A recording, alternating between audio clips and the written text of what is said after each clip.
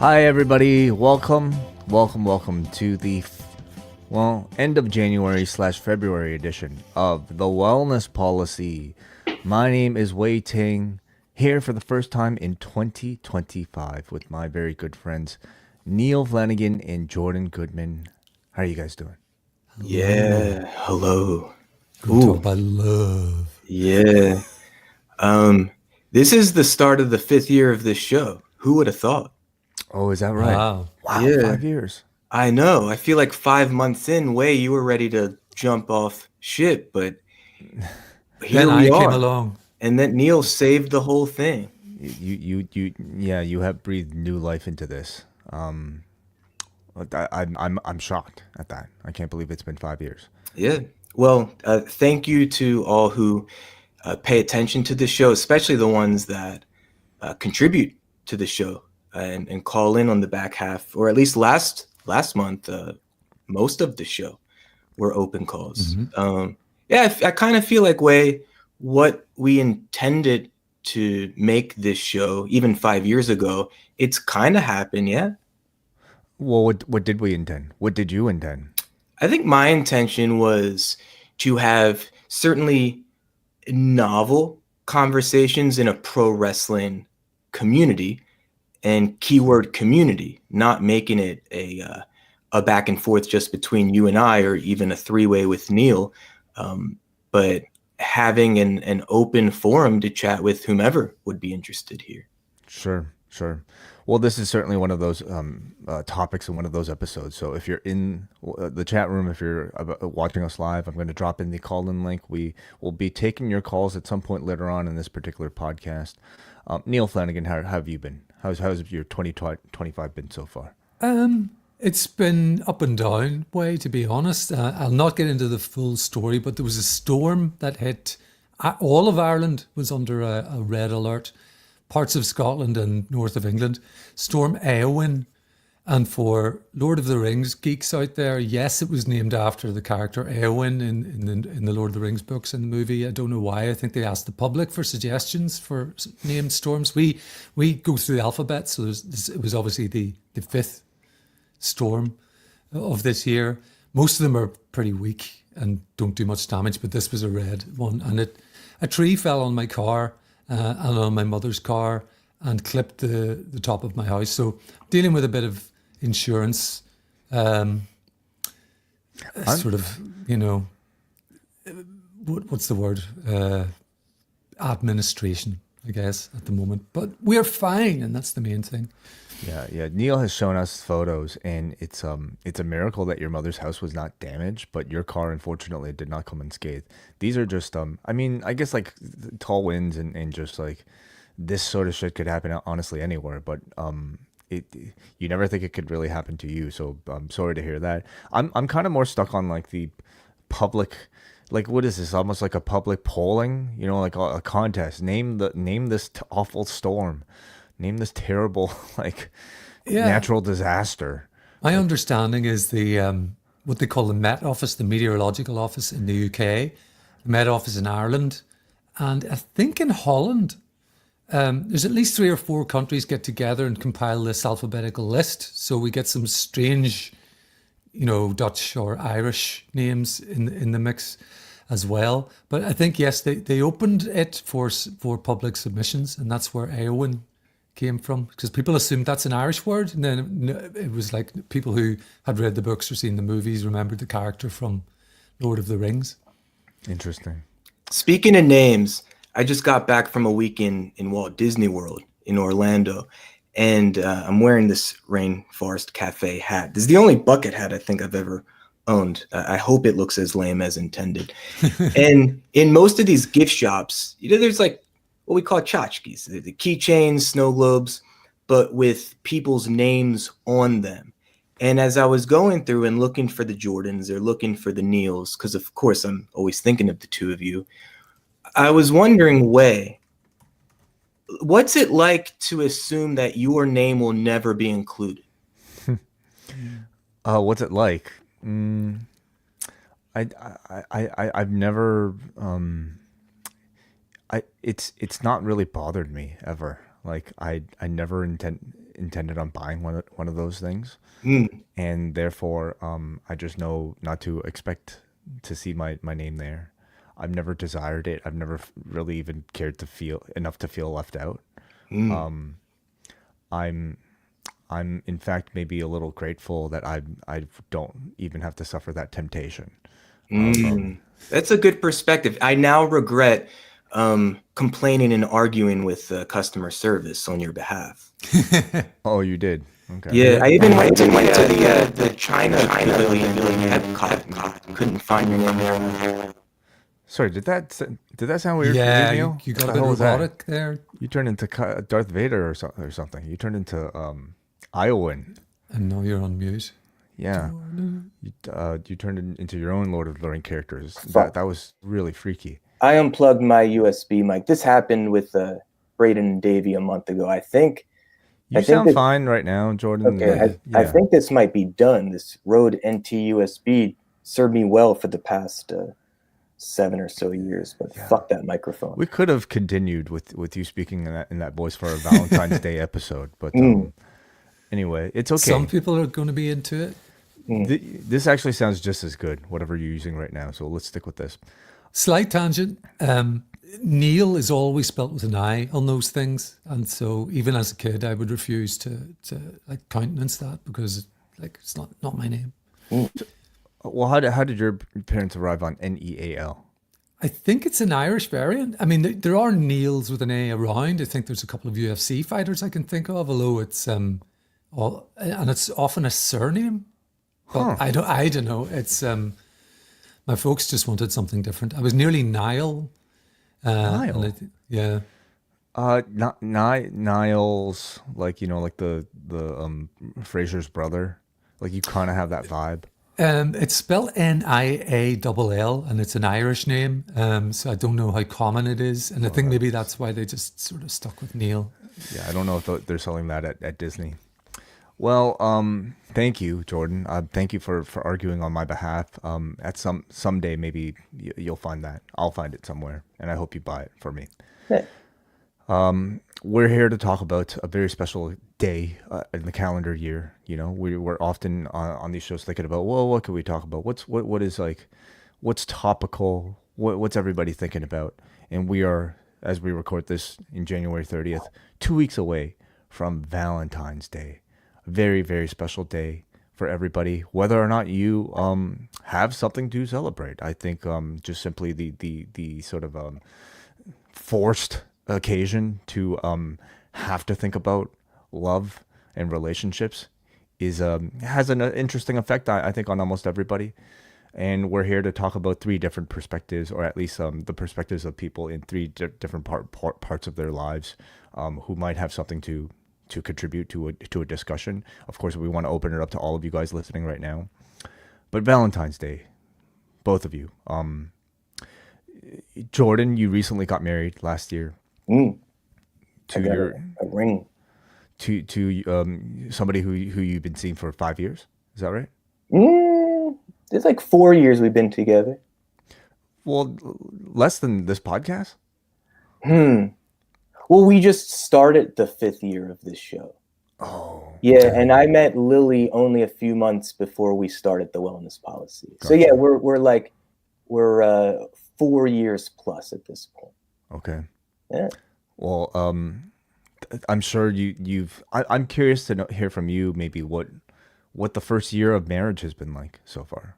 Well, we only got married in August. It's been less than a half year, but I'd say so far, so good. I'm assuming your experience, Wai, was similar to mine, but nothing really feels that different. Except that I wear a ring a lot.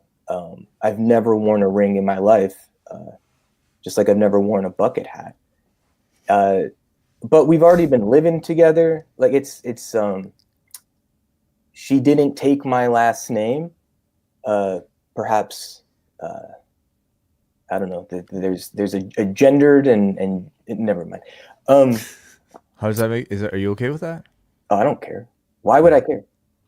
Yeah. When we did check into our Disney hotel, though, it did say like "Welcome, Goodman family." So there are moments, like small seemingly insignificant moments where it's like, oh, that isn't maybe the most descriptive.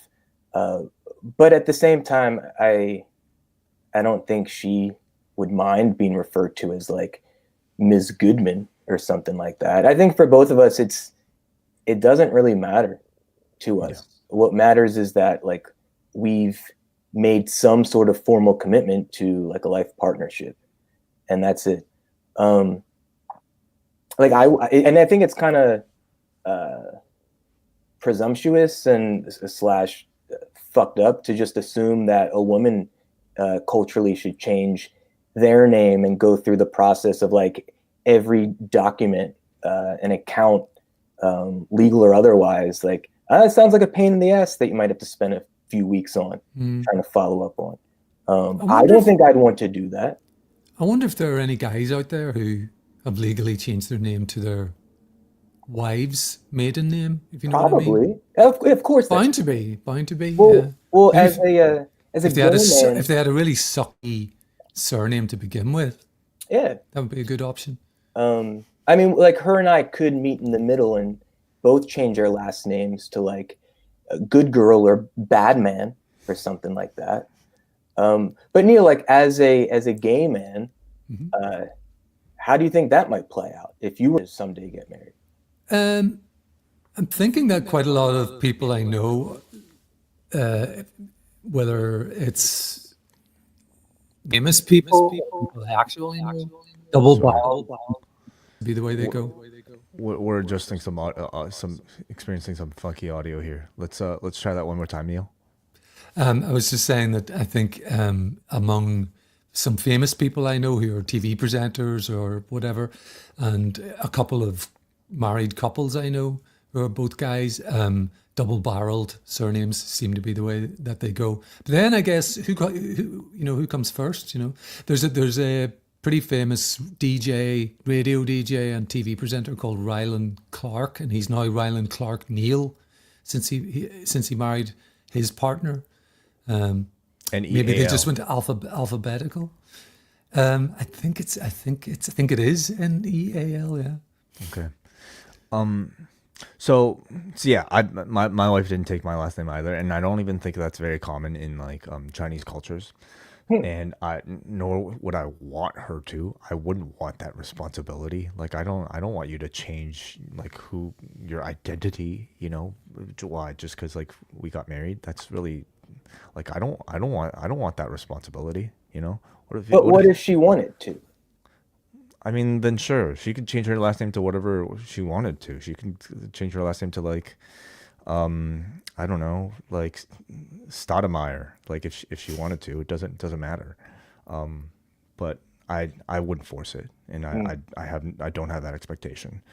But okay, so you mentioned like with the name thing, but just simply like you are always in a committed relationship, so that doesn't change.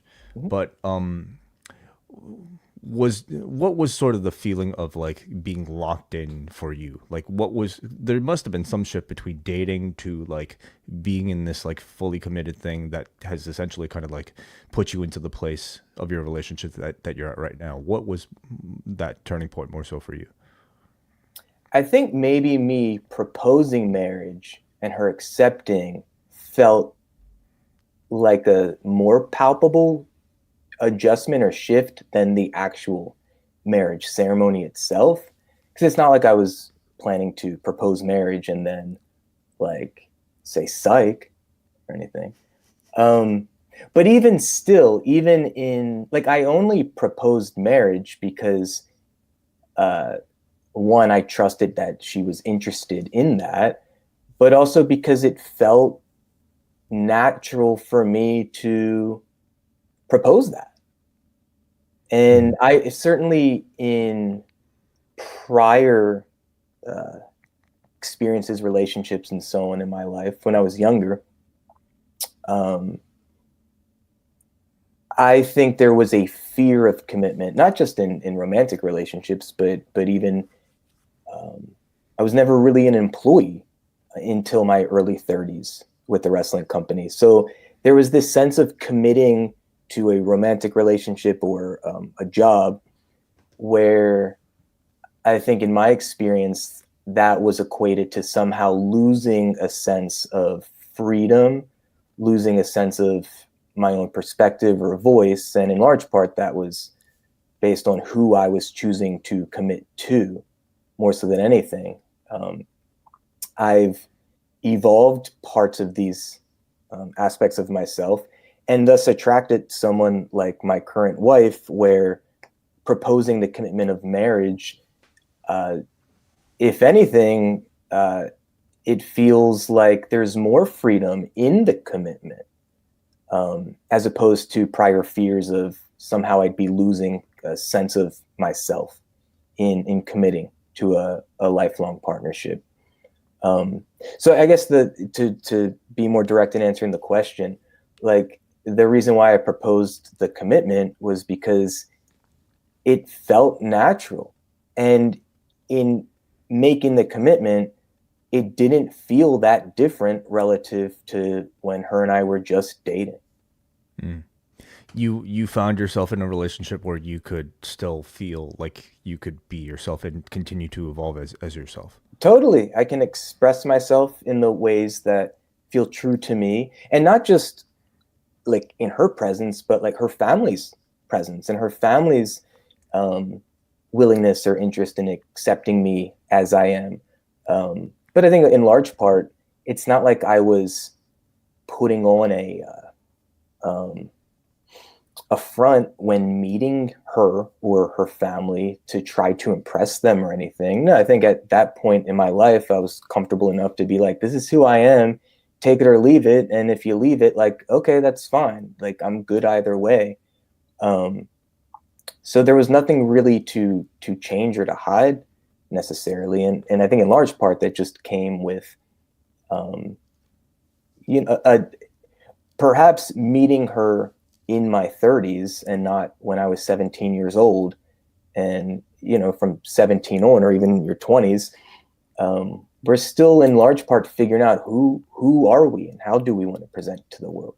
So yeah, with someone like Lily, I feel fully, not just permission, but encouraged to be myself, express myself, to express things I'm not liking, and trusting that she'll be interested and committed to conflict resolution, and vice versa. So yeah, like it's been, in a way, marriage doesn't feel that different, but in saying that, it also all just feels nice.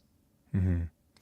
And while we're maybe just kind of staying on the topic of you, what are I guess you guys haven't experienced the Valentine's Day yet as a married couple, but like at this stage in a relationship, like what do you guys do for dates, for like, anniversaries, for occasions where you want to celebrate your love to each other?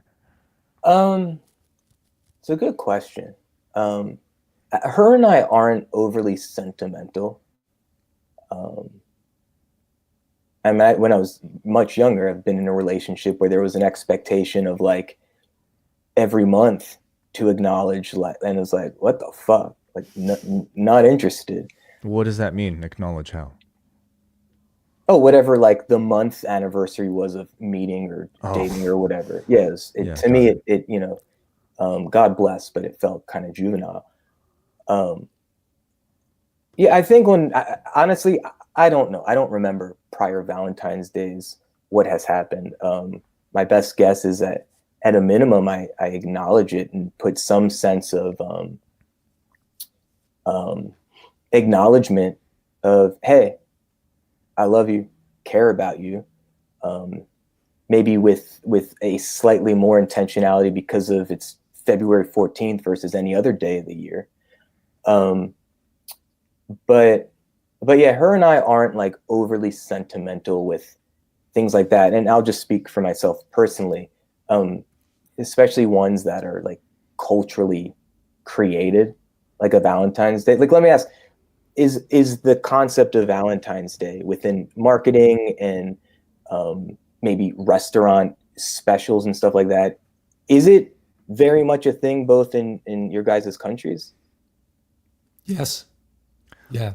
I mean, the yeah. card stores and so on are Yeah. all Valentines at the moment, in their window displays. Do we know where this came from?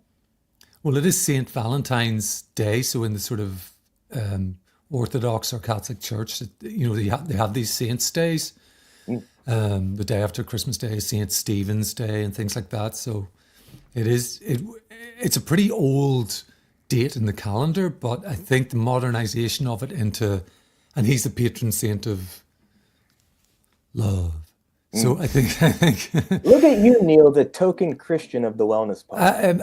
I just sort of grown up with all of that around me. I guess it's don't label me Jordan like that, but it's yeah. I think there's like you said, it's been manufactured by Hallmark and all of these people into a marketing opportunity because it's clearly not a religious day anymore for Well, most people, at least.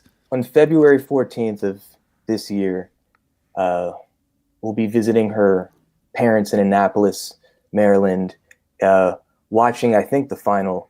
They live near the Naval Academy. And I just learned recently there's an ice hockey team, and you can go to their games for free. So we'll be doing that on February 14th. And then I'll probably take her to a nice dinner or something. Sounds awesome. To answer your question, for like, I don't even know if it's a big thing in like Hong Kong. I mean, I barely grew up there, so Happy certainly- New Year, by the way. Yeah. Yes, happy Lunar New Year. Thank you. Yeah. The wooden snake, a wood snake.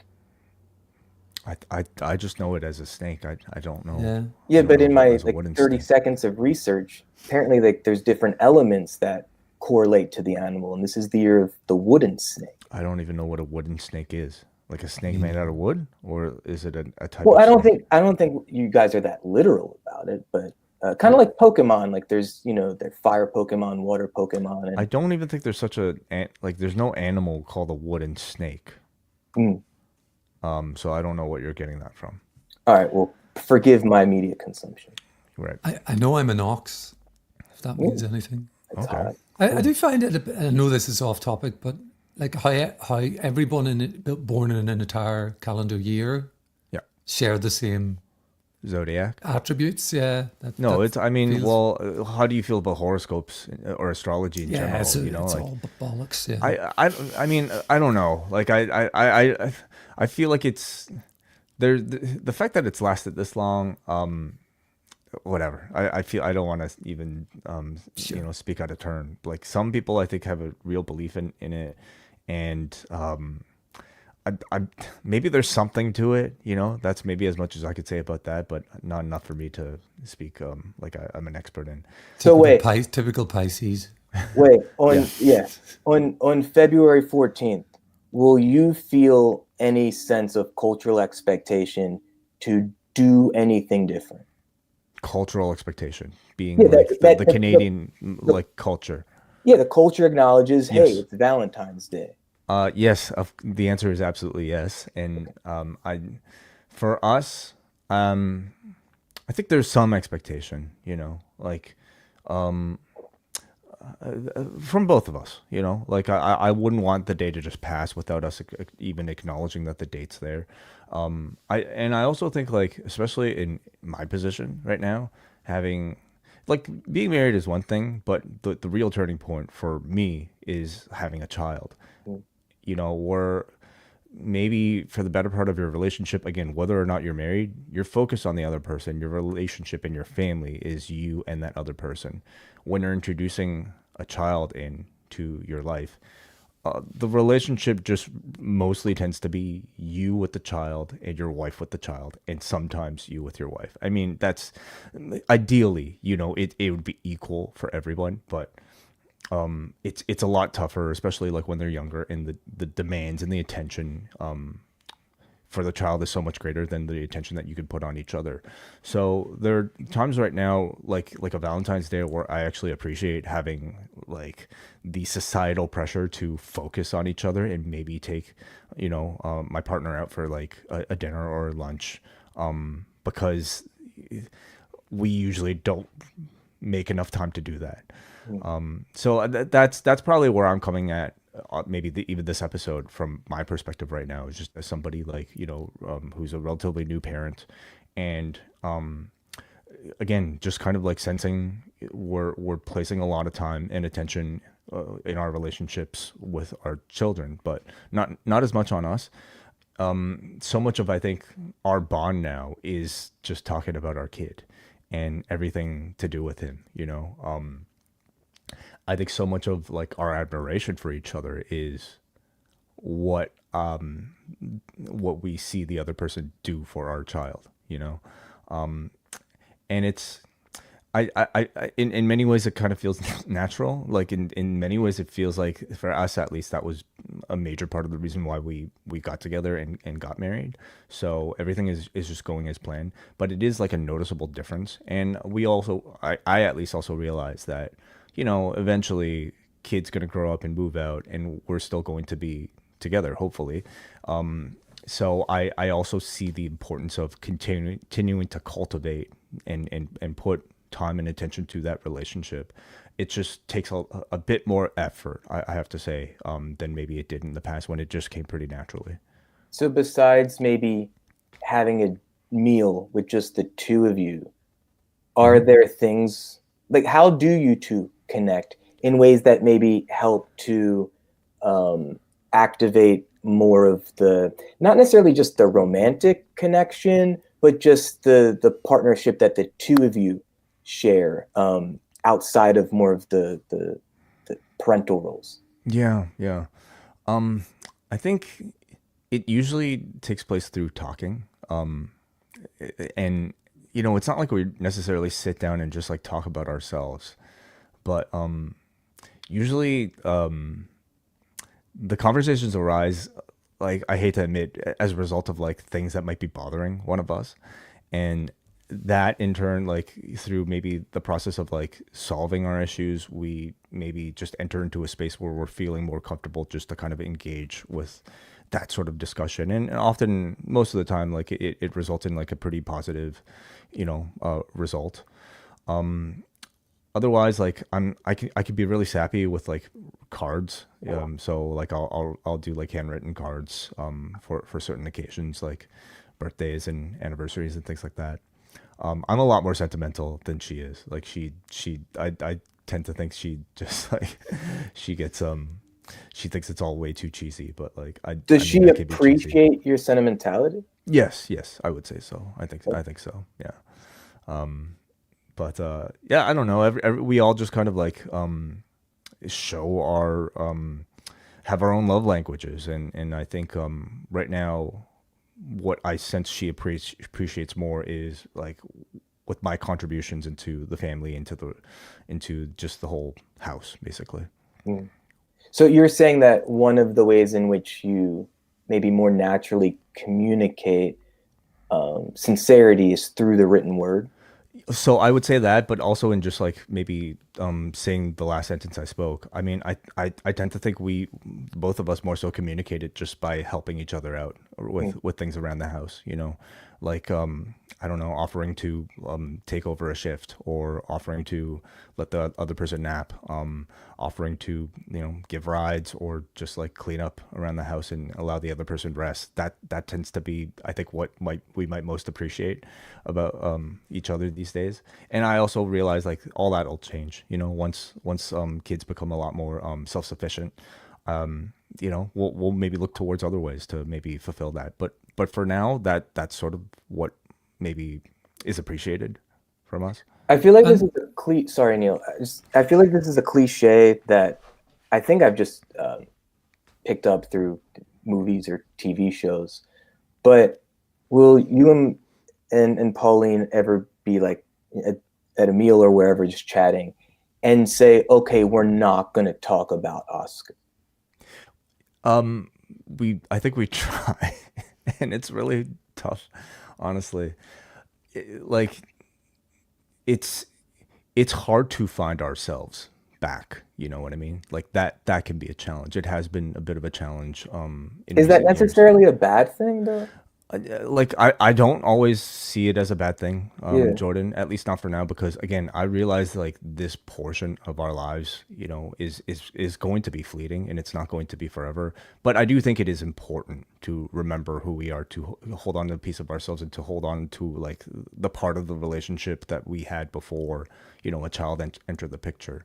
So it's not all bad, but you can't just all be that either. Sure, but I also don't get the felt sense just knowing you that the connection you and Pauline had prior to being parents was all that superficial or hollow. Right, right. So, yes, I And mean, I would you agree. guys did a Total Bellows podcast together. I mean, very that's valuable. Sure, sure. I mean, I chose her as a partner like mainly because I thought she'd make a great person to start a family with. Mm. That's really one of the main things. So I just kind of see it as just an extension of all of that. But yeah, like that tends to be maybe how we sort of get into that sort of space these days. I'm wondering why about the quiet moments when Oscar's fast asleep and the two of you are sort of on the couch watching, a reality show or something like that. And you mightn't necessarily be speaking to one another at all, but you still feel a deep connection to the other person. To those moments, are those meaningful? Because there's something Yeah. that I kind of look back on from previous relationships as kind of almost as valuable as a deep and meaningful talk is just being with the other person, sometimes in complete comfort. 100%. Yeah, yeah. And for us, like our bonding time is like sitting in front of the couch eating snacks and watching like shitty Korean reality TV. Not really shitty to me, but maybe shitty to other people. Like that's sort of like the way. Don't slag off culinary class wars, way. Oh man, Singles Inferno, season 4 out right now. It's great. But yeah, that tends to be how we love to spend our personal time with each other, and uh, I, I feel like I would do that stuff on my own anyway, but to be able to share that with somebody is, I think, almost ideal. Again, if there's something to talk about, we will try to talk about it. But if not, like sitting on the couch and not talking and watching something together is kind of like what I like to do in my relationships. We save the best for last, and it's talking about our man here, Neal Flanagan, no. who stated on one of our podcasts last year that he was looking in 2025 to perhaps re-enter the scene, re-enter the market. He's back up on auction, everybody. Okay. And I'm very curious to hear an update from you, Neal. Like how has 2025 been so far? What sort of steps, or even mentally, have you taken to progress? Yeah, it's mostly mental at this point because I don't want to give a complete history of my dating life, but I will give a little bit of background. Like we've all three of us, I'm sure, can relate to some sort of awkwardness or weirdness as teenagers when we get into puberty and start becoming attracted to people, and what do you do and how does this work and all the rest of it.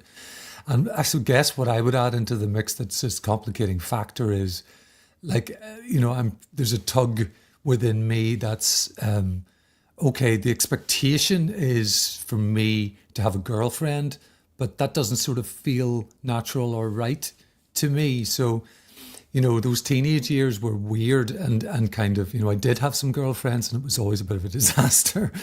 And I didn't really fully embrace, who I was until my college years. And that was particularly because I moved, into college digs with friends and stuff. And I just felt more permission to completely be myself. And I was in the city where there's a bit more of a gay scene and I could go to bars where I'm going to meet people like myself and so on. And at that time in my life, I was just about kind of being free and not interested in, particularly in relationships that lasted any length of time. So even at my and this is interesting because you near the beginning of the show where you talked about we're all in different places. I'm the oldest of the three of you, but I'm probably if you want to talk about, the finish line, I'm the furthest behind in that respect because my last long-term relationship was really quite a few years ago at this point and didn't end wonderfully. It kind of more had a slow decline. A 3-year relationship with a year that was not ideal for either of the two of us in the end. And once I got out of that, I was very much in the key of embracing my bachelorhood and my freedom and the power over my own life and time. And that stuck in a bit of a loop in my mind for a very long period, and then came COVID, where opportunities to meet people seemed to be kind of like non-existent. And I think I retrenched even more into like just self-sufficiency. And so part of the mental journey has been to break out of that, because I think we are hardwired to pair up. Most of us, at least. I mean, I have had some uncles and so on who have been bachelors all their lives and been happy. So that's fine, and it can be a perfectly valid lifestyle.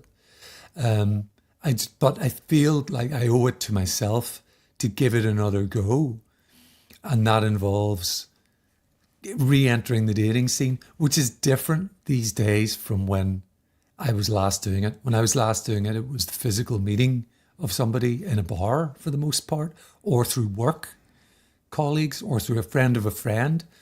And now, of course, it's apps and websites and that sort of thing. So that's a long answer. So it's been more of a mental sort of preparation so far. I haven't had that date yet. And are you feeling nervous? Are you feeling excited? What are sort of like the prevailing, emotions that you're going through just even in this phase? A bit of both. Yeah, there's obviously some nerves because I'm realistic enough to know that I'm not 21 anymore. And the pool of candidates is going to be, I'm fishing in a smaller pond or something. I don't know what the metaphor would be, but and that's through two factors. One, I'm older. Two, I'm gay, so that's a minority status on its own. So there's just fewer candidates around, but they're there. There's quite a few of them. When you do go onto the apps.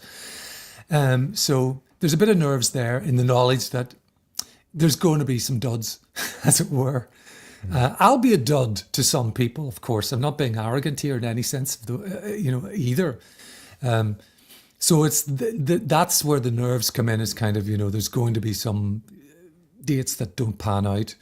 I'm slightly concerned, and you guys can maybe give me your experiences on sort of Tinder and so on. Of pre-marriage and pre-meeting your now wives, of what pitfalls there can be. I mean, if you ever had an attempt to be catfished, or people who ghost you, those sorts of things are, a slight worry. But the other side of it is, yeah, I'm excited too, because, I'm opening up these opportunities for myself that I've denied myself for a long time.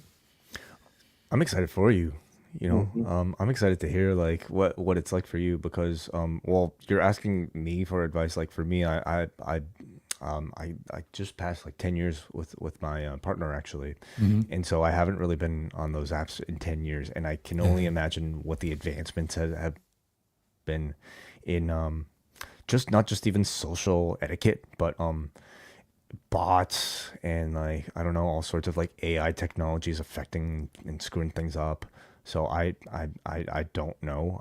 I'd love to hear maybe from Jordan, or like maybe some of the other people listening right now who might have something to contribute. But as far as like just maybe entering the dating scene itself, for me, definitely I look back on that period of my life with like highs and lows. You'll go through a lot of extremes. You'll go through the excitement of like potential and feeling amazing about it. And then you'll feel that same maybe distance in terms of excitement, but the other way with disappointment if something that you were very excited for doesn't pan out. But I don't know. Like I actually felt very alive in those in that Mhm. period of my life because again, like you're going through all of these like crazy emotions either way, whether it be through excitement or through disappointment. And in the whole process, I you're really focused on presenting yourself in your best version. And that to me was like almost you learn a lot about a lot about yourself that way, you know, just through that process. The best version is a relative term. So, like Sure. before, I alluded to, um, for me, best version of myself in large part meant genuine.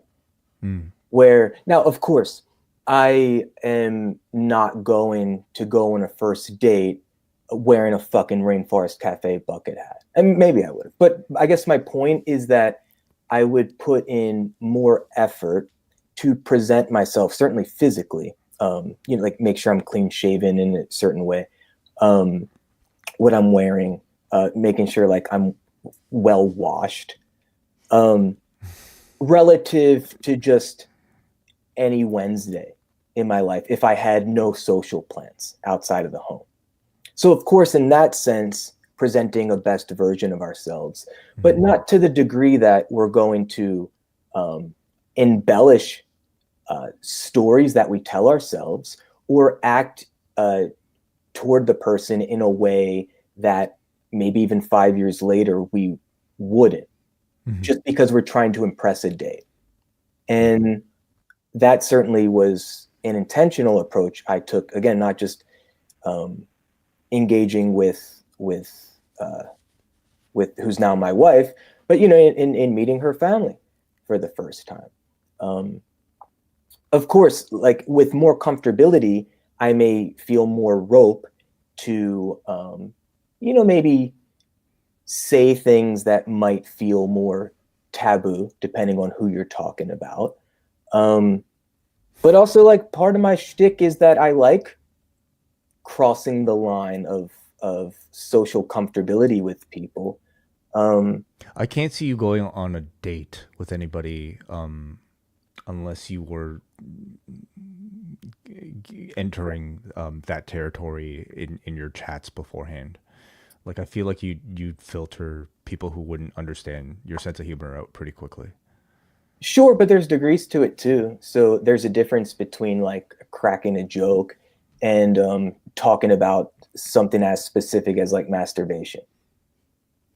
But yeah, I mean, like part of my sense of humor, that was certainly one of the key things that I was looking for in a partner. And Lily and I's first interaction beyond just a couple texts back and forth in Bumble was to FaceTime.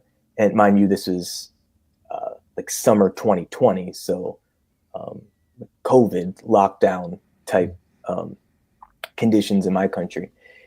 And so we FaceTime. That was the first time hearing each other's voices and interacting in real time with one another face to face.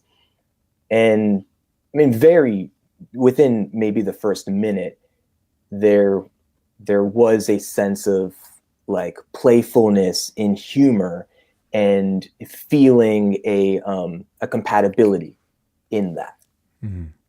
And I was able to easily compare that to many other interactions with women where uh, they maybe just didn't get or appreciate my sense of humor as much, or they just maybe they could, but they weren't that funny themselves. Um, but in large part, I had the benefit of dating a lot and for many years prior to meeting Lily. So I I think the experience was very helpful because it certainly made me more it's like a more targeted intentionality of what I was looking for and what I wasn't looking for, and also getting a better sense of how to navigate each step of the dating process. I kind of it was a skill that Mm-hmm. was developed, and for you, Neil, I'm really interested to see how all this plays out for you, um, because like objectively you're not as this isn't a skill or a process that you've developed as much. That's right. particularly on the online world of dating. Yeah, I And was and very old school. it's something to figure out, because it certainly is an incredibly different way of navigating the courtship process and the dating process. But I loved it, like the technology of it, even though for a while I resisted it and was intimidated by it. I think in large part because I was stuck on the sense of, if others who know me see I'm on there, I think like my assumption was like, would they perceive me with some pity or like in some negative way? And of course, I think that was just my own perception of self. And once I was able to like get over that and see the opportunity in online dating, it's so convenient. Yeah, I think like for, maybe for the better part of its existence, it didn't necessarily feel like people went to online dating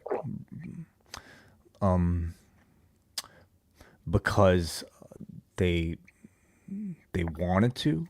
It almost seemed like maybe, it was because they weren't necessarily good, maybe meeting people through traditional ways. Like there was a stigma attached to it. But I think like certainly in recent years or 10 years ago, like whenever Tinder came around, like online dating suddenly became kind of cool, and it And just became normal. normalized. It became the thing that everybody did. So I didn't think there was any sort of stigma to even discuss it. In fact, like it was sort of trendy to like talk about, hey, like how's your Twitter game, or like, whatever. I never said that. Everybody, maybe people say that now. I don't know. Well, you're saying, Jordan, that like you're saying, Neil, you haven't been able to develop it. I guess like I do maybe want to specify. I want to hear both of your opinions about what you think that specific skill is, because I mean, as far as like, texting or like conversing through online, platforms, Neil, you're an expert at that. Like you're a great texter. You FaceTime. You're FaceTiming to a wide public, a huge audience that's watching us right now. So in many ways, I feel like you are working on those skills. But what are the skills specific to maybe courtship and dating that you think are things that you might need to do that might be different? That's interesting. And thank you for the compliment. And it's sort of, yeah, I haven't thought about it that way. And I feel that that's where age becomes an advantage. I think when you get in, particularly to your sort of mid-30s and beyond, you're much less likely to kind of try to just impress a date, and with some bullshit, sort of the equivalent of burnishing your resume or your CV. You're not going to do that. You're much more likely, or at least I am, I feel. I'm a very bad liar, and I would feel like, I'm not going to like turn up to a date and try and pretend my job is better than it is, or I earn more than I do, or any of that kind of stuff. In the romantic sense, I don't know. It's going to be about connection, feeling a connection, perhaps first through messaging, and second, I do like the idea of FaceTiming or at least calling, and then sort of coffee. And then the last thing I want to do is get an endless round of kind of dinners that I'm paying for, not just because of my wallet, but because that feels like that's a scary thought. Like meeting someone for the first time face to face, apart from seeing their photograph, in a restaurant, in the evening, is something I'm kind of not keen on. More to sort of get to know a little bit about the person first, then meet for coffee, and then go from there. As far as an online dating skill, there's something I want to contribute. But before that, I'm curious, because you just mentioned like paying for endless dinners. So more traditionally, the man pays, but you're dating other men. So do you have this sense just say you're going to meet a guy for coffee? Is there a part of you that wants to pay, or would feel kind of awkward allowing the other guy to pay for you? For coffee, I think I would offer to pay. And you might get into that situation. No, I will. No, I will. Dinner is a different kettle of fish. I would think that's going to be a, split the bill situation. So you wouldn't feel the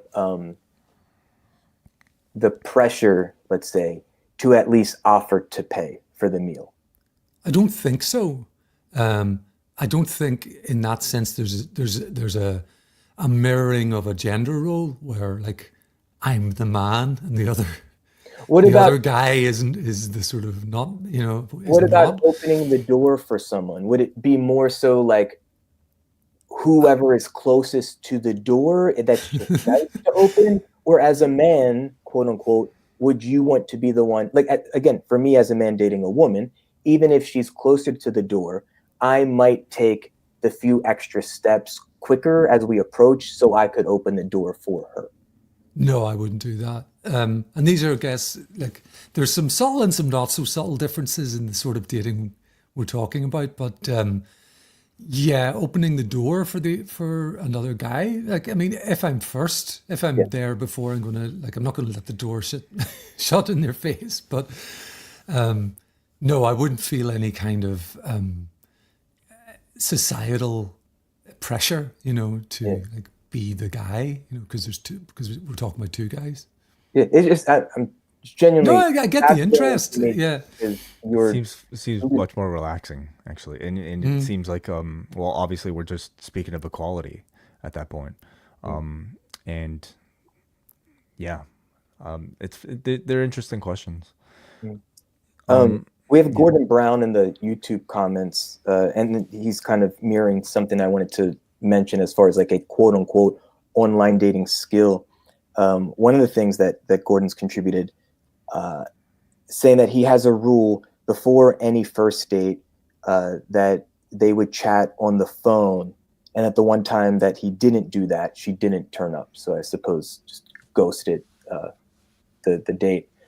And that was one of the things that I did, at least for myself, learn after numerous first dates where we met in person. And within moments, I kind of felt this sense of, yeah, like this, I'm not feeling this, but yet I've now committed to an evening or a dinner, or even if I picked her up and now all that, that for me at a minimum, a FaceTime or at least on the phone, just to see that at a minimum it would be a good hang and just connecting with them that way.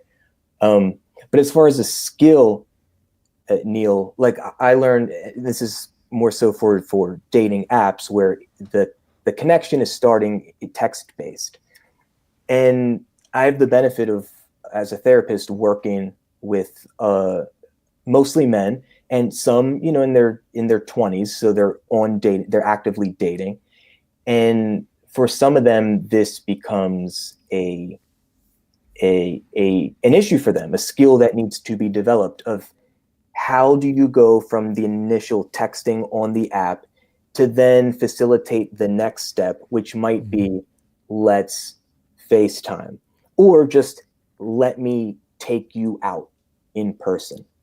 And I would argue that that is a skill to develop, a social emotional skill to develop. No different than if you were to meet someone at a bar in person, asking for their number or asking if you could take them out on a date. Like, that's a skill. And for many, that can be really intimidating because the inherent vulnerability of you're asking for something, you're proposing a desire, and that could be rejected. Yeah. But I know a lot of people where they'll tell me they just get in these endless text threads on the app. And then sometimes the other person kind of loses interest because the other person never took the initiative to be like, okay, let's like take the quote next step. Yeah. I feel that might be an area. We'll see. And I've got the benefit of this podcast. I can sort of give you guys updates, and on and off line, of course, or on and off air. But it's an area where maybe age, because I'm going to be looking for someone age appropriate, obviously. And they will be likely a bit like myself, having grown up pre cell phones, mobile phones, texting being the norm. I imagine that people in their 20s It's completely different. Texting is, and it is a very convenient way to just get, short messaging across. But I mean, I remember growing up and you still didn't know who was, because before caller ID, you didn't even know who was ringing, when the house phone rang. So, and talking to friends on the phone. And so if people are roughly my age, they won't have that as much resistance, I think, probably to having a chat on the phone in the way that Gen Z and the younger sort of cohort of millennials probably do.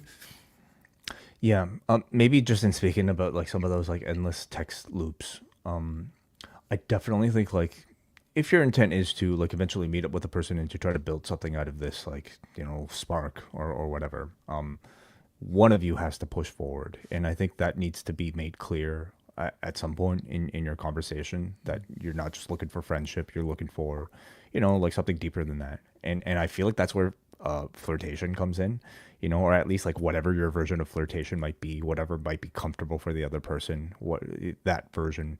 Something though needs to be, at least in my experience, needs to be clearly communicated that your interest is beyond just maybe texting or wanting to Yeah.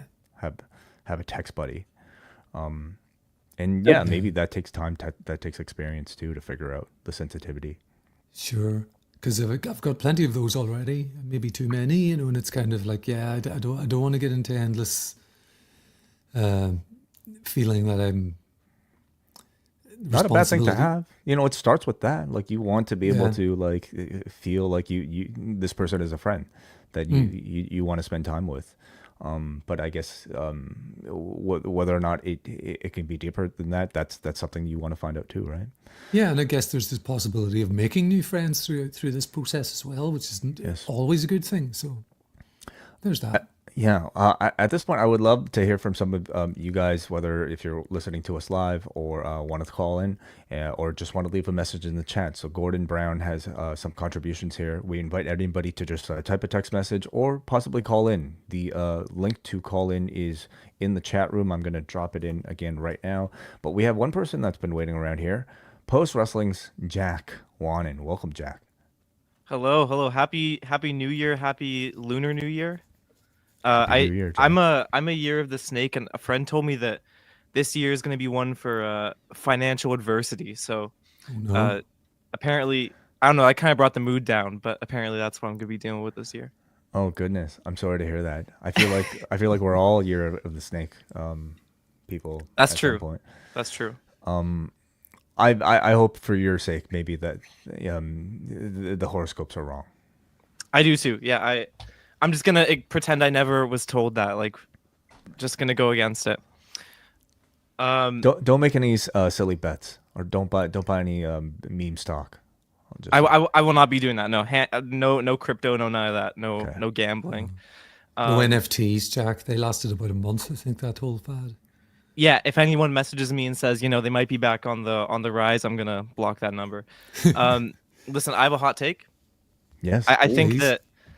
that Valentine's Day is, even if you're not seeing someone, is something that you should celebrate. That is a hot take.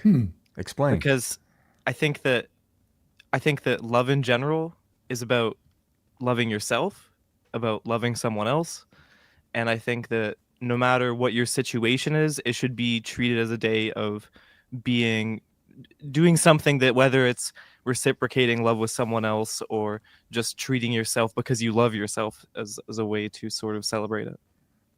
Jack, may I 100%. ask if you're single or in a romantic relationship? No, I'm seeing someone. Yeah. Okay. So the times in which, let's say, you were single, like, I guess, give me your version or versions of doing something with more intentionality to love yourself. I don't know. I feel like people, like, if you're someone who gets so stuck in like having a cyclical sort of week, or like you come home from work, you do whatever you need to do around the house, you run errands, and that's like the end of your day. You watch TV or whatever. Like, doing something that you enjoy, that's a little out of the schedule, out of the norm for you. So whether that's going out to see a movie or going downtown to go to stores or whatever. Just something that you want, but you don't necessarily make time for. That's lovely. I love Yeah. that. How did Jack? How did you meet your partner? Was it an online app? Yeah.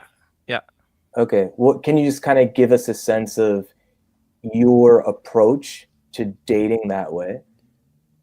Well, I don't know. I was never really particular about like how I was gonna meet someone, but it was just like it was a pretty harmless thing. Like I could just when I had free time go on like Hinge, for example. I never really liked Tinder. I thought there was a lot of like bots on it, and like Yeah. there was less room to like know more about people, I guess. But yeah, I don't know. I was never like particular like, oh, I'm only gonna find someone this way or that way or whatever. It just kind of that's how it came about. But do you feel like you developed some sort of skill set to approach, okay, here's how I'm going to start the connection, and here's how I'm going to facilitate next steps if you were intrigued?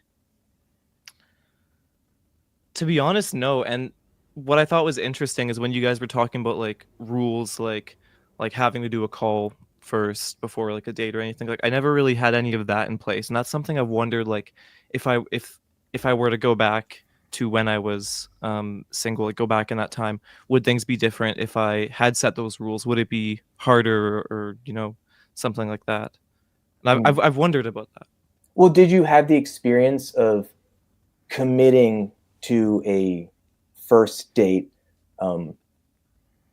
more so than, let's say, you're just meeting someone for 30 minutes like over coffee, but maybe you're picking someone up, or you're committing to like something that takes a few hours? Maybe if you're paying, it could be more significant financially if it's like a full dinner. Like, did you have experiences like that where you were like, fuck, that was too much investment? I mean, I always, for like a first date, tried to keep it simple, of like just like a simple like dinner date, because first of all, like I always thought like if it doesn't go well, it doesn't last too long. Like after whatever the hour is, you can kind of cut it off there if you want. Like, and at the end of the day, if you're going out for dinner, like at least you get a dinner out of it if you're paying or whatever. Like sure it's expensive because you're paying for. I mean, I pay for someone else. Like it's expensive, but at the end of the day, like you went out and you still had a dinner, and like there's no negative to that. I always like either going out for like a beer or coffee, like or a drink or something like that. That's even less committal. But like for me, I think it's okay because you're there mainly for conversation, and having just drinks in front of you, I think facilitates conversation even a little bit better than just having dinner. If it goes well, then maybe you move on to the restaurant afterwards, But it depends on what the expectation for the other side is too. Right. Yeah. I mean, like, if it doesn't go well, it's not really doesn't feel like a waste of time is how I approached it. Did you ever try anything in the first time of meeting someone a bit more non-traditional than just meeting over a drink or a meal? Like something my brother had like done. hookah? Came to my like hookah. Yeah, that's still a thing. My brother drove 3 hours to King's Dominion. This is in Virginia theme park to meet up with a girl. And I think he said that once they met in person, he got the sense of, oh yeah, he's really not interested in the girl, but he still had a good time riding roller coasters with her. Yeah, but then you get that 3-hour drive back. Right. I think in hindsight, that was one hell of a commitment. So I think he went into it thinking there would have been much more of a romantic connection than it ended up being. But that whole thing interests me. Where they weren't driving back in the same car, right? No, I think I met there. But like Gordon in the YouTube chat, he's saying my first dates were always doing something like bowling or mini golf. Yeah, that's sort of a classic, like having something to do, like might be the icebreaker for a lot of people. Like I learned as a 17-year-old that going to a movie is the worst thing on a first date. Yeah. You can't talk. I feel like movies are what you do, like, I don't know, maybe third and fourth date when you've kind of done enough talking and you just want to like sit in the dark with somebody, maybe hold hands or something like that. or whatever. Like, Yeah, Wayne knows. Anyway, whole things, yes. steady. Yeah. But that whole thing interests me that you described, Jordan, about your brother's, car ride thing. Is you're going to get, I guess, moments where you think you get a really good feeling about somebody that turns out not to be the case once you meet that person in real life. Did you have any disasters, Jack? Well, not necessarily disasters, just like suboptimal experiences. Yeah, I mean, I feel like it's part of the experience, right? And I feel like Yeah. what's interesting is most times, like, I sort of have a gut feeling going into it that tends to be a little right, but like usually it's just like you don't know how strongly it'll be like one way or the other. Like I feel like there's been a couple times where I'd gone into a first date being like, oh, I don't know how this is gonna go, and then sort of it being like that. There's never been an experience where it's like I felt like about it, and then it ended up being great, you know? Sure. Let me ask this of the room. So how do you guys feel about maybe first dates that don't necessarily go that well? Would you still be open to trying for a second date? I Depends, no? Well, of And course, I what guess does it depend on? it depends on what you mean by it not going well. Well, it's not like it's you're offended by the person or anything. There's not necessarily that spark or maybe that connection that first time. So one person comes to mind where she pursued me for a second date, and I don't think I would have, and I was open-minded enough to give it another shot. And then I realized on the second date, like, this feels more like a friend. And communicated that. Yeah. So, I didn't have a good first date with my wife. Ooh, do tell. Yeah, I mean, it was just like the texting was really good. Like she, it was fun, but in person, I sensed that she was maybe just a little bit shy and therefore like kind of closed off on that first date. What'd But you then do? Like, where'd you meet? we met at a bar and then we went to a comedy show. That's fun. Yeah. But like, I Handsy? mean, Handsy stand up? no, I believe it was probably the same. It was probably a comedy bar where Hansi I think does this thing, but we did not see Hansi that night. But like like I kind of shut the door on it honestly, like after that first date Right. because it just like it didn't feel like there's anything that special. Was there any sense of like a attempt to kiss, or were you not feeling like her giving some sense of like physical interest for you to? Yeah, like the vibe just like never even built up to something like that. Yeah. But nonetheless, like I think like we continued texting, and this is where I realized like, okay, she's probably just kind of nervous, but like she's very friendly when she's texting, and that made me like because we continued to build the relationship afterwards through texting, just because I just at that point I was like, okay, this is a fun texting friend. I'll still hang out that way. But then like that started to escalate, and then I think once we started becoming more comfortable with each other, then we did our second date, and I mean from that point on, I mean now we're married. So this is all like where I just simply ask like, do we shut the door or do we maybe dismiss somebody after what might be a bad first date? Is a first date necessarily a full a fair indicator of whether or not this potential relationship could work out? At some point did Pauline like acknowledge that she typically is slower to warm in a dating situation?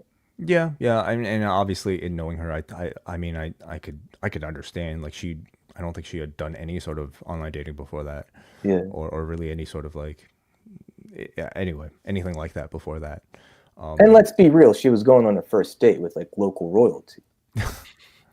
Yes, right. So yeah, I only throw that out there because oftentimes I think like we think of this as like a yes or no, and often we'll know right away. But I do sometimes think like certainly relationships are a lot more I don't know, they're a bit more nuanced than that, and not everybody is able to maybe give their best first impression the first time. Totally. And I think with maturity, perhaps maybe if I wasn't like, I guess the younger I was, the more I put on a pedestal physical chemistry or attraction. And then kind of realizing over time, like that is certainly not always a good indicator of something more grounded and emotional in terms of chemistry. And then also that the more that you can make an emotional connection, then physical or sexual attraction can develop or grow from that. So, I mean, there were certainly, yeah, I don't think most first dates are 10 out of 10. And so, but if there's some sense of interest or curiosity, then I think you could owe it to yourself and the other person to try again. With the sense of, like, I learned over time, like, I think a lot of people go into dates, or first dates especially, with this goal of, I got to get them to like me. I hope they find me attractive. Instead of this posture of going into a first date with the goal to be, can I gather enough information to see if I'm open to the possibility of a second date? Period. Yeah. Or how about simply like going in just to have fun? Well, sure. I mean, that's part of gathering the information. Like, is this a good enough of a hang to want to do it again, to then see if I want to do it a third time or not? Right. And I guess I'm sorry, Jordan, just to quickly interject. And I guess, Wai, what you described was that there was already, even though the first date wasn't perhaps, fireworks, you had a fairly solid track record of enjoyable and good communication before that and then after it. So I think if I had a poor date but there was very little contact beforehand, I would likely not revisit it. Right. Or less likely to. Yeah, what kept me, I think, even like continuing the conversation was the fact that I enjoyed texting her. Like I enjoyed the vibe we had maybe on that platform. It just maybe didn't necessarily translate to the in person at our first meeting. Eventually, yes, but maybe not the first time. Neal, are you open to a one night stand? I'm not close to it after all this time. All right.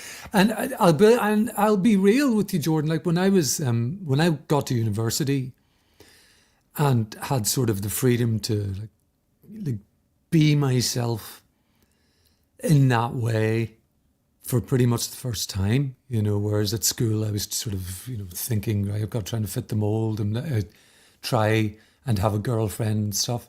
One night stands were the bulk of what I did, and my straight friends who I lived with. I was sort of living with a lot of the Queen's University rugby team. That's all, like, they were interested too for the most part. When you're 19, 20 years old, going out to a bar, colloquially sort of called a meat market, because both girls and guys are trying to pick somebody up. So and that's a lot of fun when you're in your college years. And so, yeah, I'm open to that, I guess, but it's not the goal. Mm. But it's not for everyone, but even at your age, it could be fun. Of course, yeah. If it's something you value. I don't know, the dating, there certainly is a sense of thrill. It's this tightrope walk of, I'm not sure what happens next. Yeah. What I would say from my past experience is sometimes physical attraction is a very bad indicator of how a long-term relationship would go. You might have a mutual physical attraction, which is cool on the night, and then you go to the bedroom too early. Maybe I'm getting a bit too. This is still lunchtime over in the Eastern time zone, and no, you're. It's. I know. We're okay. We're adults. And then the getting to know each other a bit, it doesn't go so well. But you feel like maybe you should continue to see each other because that element went well, and then you're in a sort of a bit of a trap or a circular sort of thing. So that's something I would be wary of. And I think in getting back into the dating world, a lot of these things have felt like, oh, that's a barrier, that's a hurdle to get over, that's a, am I really ready for all of that? Which is why I've been putting it off for so long. Hey Jack, I'm curious, what if you have any Valentine's Day planned, and what you and your partner might be doing. We're probably just gonna do something like just a dinner or something. Like we were planning on doing a staycation. Do you know that? Yeah. Yeah. Staycation. I didn't know if that was like a term that was introduced to me recently because I'd never heard of it before, and I didn't know if it was like a new thing or whatever. I don't think it's a new thing. No. Okay. Yeah, we were planning on doing that, but then like there's work stuff that's around that time, so we are just like, oh, might as well just not do that. I mean, we've actually never really treated it like a big day. I mean, we have our birthdays and our anniversary and then all these other things, so it's like it's kind of like just another celebration to pile on, so we try to keep it simple. Yeah, it gets exhausting. Like cards are expensive these days. I don't know, just even buying a card. It's like you're talking like $10. You can make your own. Just cut out pictures from magazines and tape and put. I feel like my time A though. made at home card is significantly better than a one you can just buy at the store. Well, it's very easy to just buy something that someone else made for you. I guess I do feel like my time is worth more than $10. But it's the amount of it's time the I would thought put that into counts. it. Yeah. You're right. Yes, you're right. Maybe. Neal, Yeah, I'll do that next year. Neal, as someone single, as a Valentine's Day approaches, now I know you well enough to be like, it's not going to send you into a spiral of depression. But like, is it annoying for you, or could you maybe, or do you take Jack's approach of this is an opportunity maybe to like jerk off one extra time today? No is the answer to the second part. That doesn't figure into my calculations on February the 14th. What I used to find annoying was that my birthday is on February 16th. So like trying to get friends together to do something for my birthday was virtually impossible because it was always the weekend. You know, if Valentine's Day fell during the week, they were like doing something with their significant other instead of like celebrating my life and times, you know. These days, I don't care about my birthday. I don't particularly care about any of these, you know, sort of things. New Year's Day doesn't like, or Eve, it doesn't bother me one way or the other. And neither does Valentine's Day. So no, it won't send me in. Like you said, you know me well enough to know I'll not be in a spiral of any kind. The day will come and go. I might take Jack's advice and maybe, you know, try to do something out of love of self. That's nice. If I can just bring things full circle before I go, I think that the best part about having Valentine's Day is something you celebrate whether or not you're with someone, is the fact that it doesn't become that day where it's like, oh, like this is not a day for me, like this is a day for other people, and it becomes like this sad thing. Like I feel like it's a more positive thing to look at it like, no, this is also a day for me. Like this isn't a thing where, you know, it's either you get to celebrate it or you don't get to celebrate it. Like you can make it whatever you want it to be. Man, Yeah. very wise words from one of the youngest, most brilliant minds we have in the post-wrestling Indeed. universe. Thank you very much, Jack Wannon. Thank you. Thanks, Jack. Man, I would love a date with myself. What honestly. would you do? I would probably like spend some time building a Lego set. I would maybe just like watch a movie that my partner would have no interest in watching, and just like But don't you already do these things sometimes? Not often enough. Ah, We're just talking about me time at this point, right? I might even take myself to the movies, mm.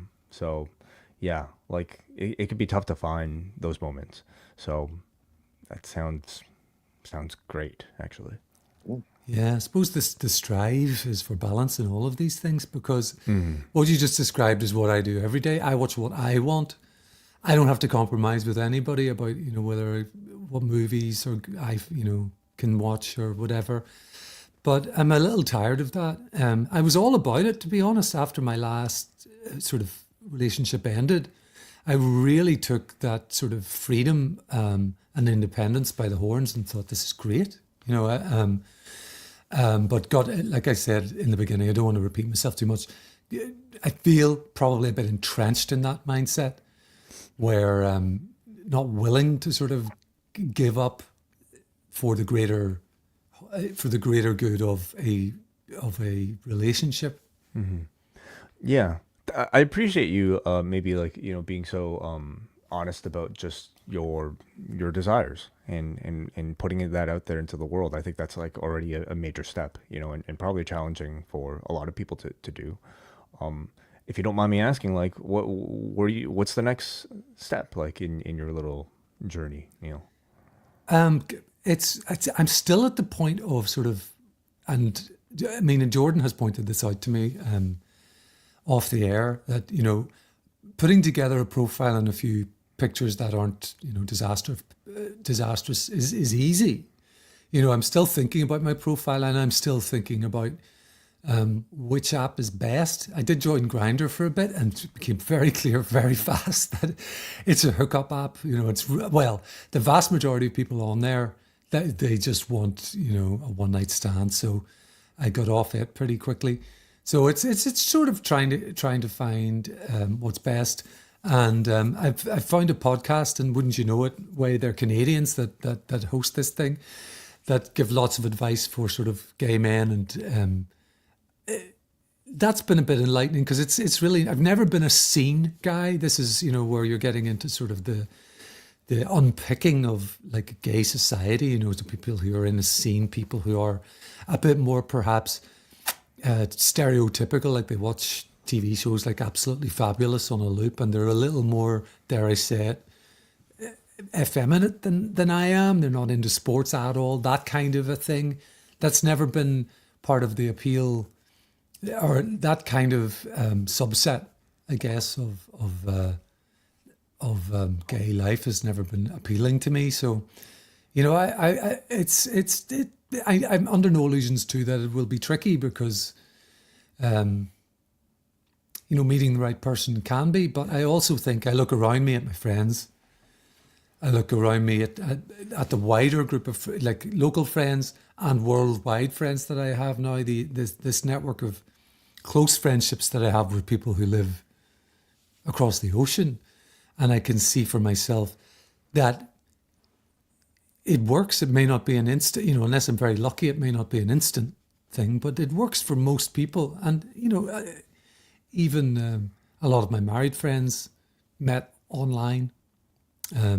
So it's getting to, just getting on there and it's starting. I think that's the main thing. And if I can get to a coffee date under my belt, by sometime in February or the spring. I don't want to put myself under too much pressure, but I need to get started. If I can get that coffee date, whether it's good or bad, at least it'll be a story for the podcast. There'll be content if it's nothing else. I feel like guys would just be lining up for you, though, if you just simply put in your dating app profile that once a month you go on YouTube and review SmackDown. Maybe so, yeah. If I dangle that hook out there, Jordan, it could be. Do they need to be a wrestling fan? Is that part of your list? No, they just have to put up with a wrestling fan, which I think is, yeah, that's fine. I somehow married a woman who, like, she'll say, "Oh, it's whatever Wednesday at 10 p.m." Like, where's John and Wai on our TV? Somehow. Sorry, Lily. Thank you too for being a part of this. This was a fun conversation, hopefully enlightening for Yeah. some of you that might be listening. What are we back talking about next month? We have a couple of candidates, don't we? But I don't think we're Yeah. settled. February, maybe. We're getting later and later with these topic choices, Yeah. Day which is off. fine. Which is fine. Sometimes we don't have a topic at all. Well, I mean, I've argued, and I think Wai, out of the three of us, Wai, you may be the one who maybe prefers to have something more specific.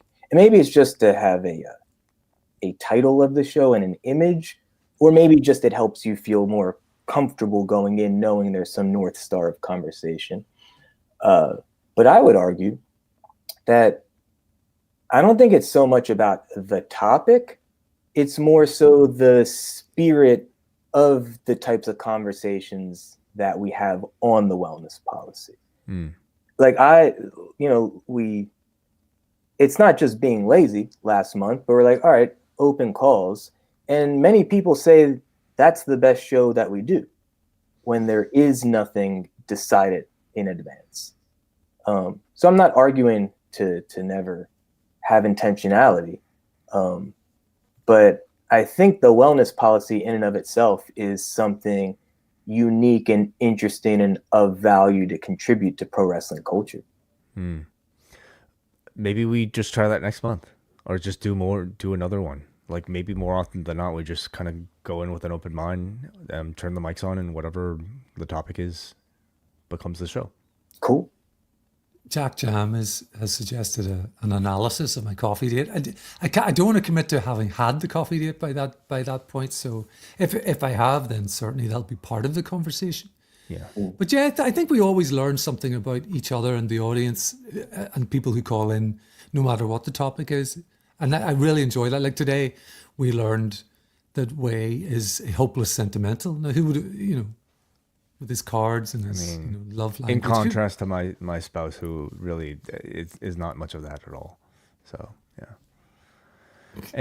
All right. Okay, we'll be back next month. I believe on the 25th of February. Maybe a review of Neil's coffee date, maybe not. But otherwise, hope to hear from all of you guys listening in the Post Wrestling Cafe, listening on our YouTube, wherever you may be. These shows are free in the Post Wrestling Cafe feed, so you can sign up for a free account at postwrestlingcafe.com. You don't have to sign up for a subscription. You'll be able to find them there. You can also, of course, find them on YouTube. youtube.com/postwrestling. Anything you guys want to plug? Where are you going to be, Jordan? Like, where are you going to be performing your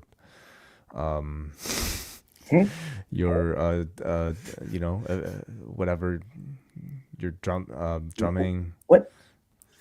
No, not much drumming. Tour dates? No. We always listen to Raindeer at the start and end of these shows. Raindeer singer, he's doing another project right now. So and it's weird. It's like, especially being a drummer, it's a lot of fucking gear to have to like pack up and take to someone else's house. Then you got to find a space I was very blessed throughout life to often be in a band where we can make a lot of noise, but maybe sooner than later. We'll see. I've gone years without performing, and then I ended up in a situation where it seems like every week or every few weeks there's another gig coming up. So we'll see. We can start a band though. You play guitar, Wai. I do. Yes. Yeah. Whatever you come to Toronto or whatever we're in the same town, maybe we'll jam. Maybe that would be an episode. Are there drum setups somewhere that you have access to? Well, we could go to a rehearsal space that you can rent for like $25 an hour. Oh, I've done that once in Los Angeles. It was fun. Yeah, I do them all the time. They're fun. And Neil, you could join too. I'll sing. Neil, the singer. Okay, I thought you played some bass though, Neil. Cello when I was 11 or 12. Oh, that's a beautiful instrument. That's way better than I don't know if it fit into the rock band though. All right. It'll work. I could Don't try worry. if there's one handy. All right. You can find Neil's work at postwrestling.com, along with Jack Wanon, along with Andrew Thompson and John Pollock doing great work writing up there. You can hear Neil at this point pretty much once a month here with me on Rewind to SmackDown, reviewing SmackDown.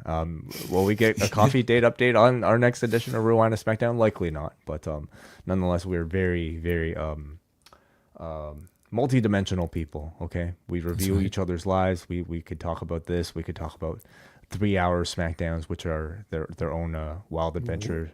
Where is Giovanni Vinci? Yeah, Will that's he have it. emerged by the next time?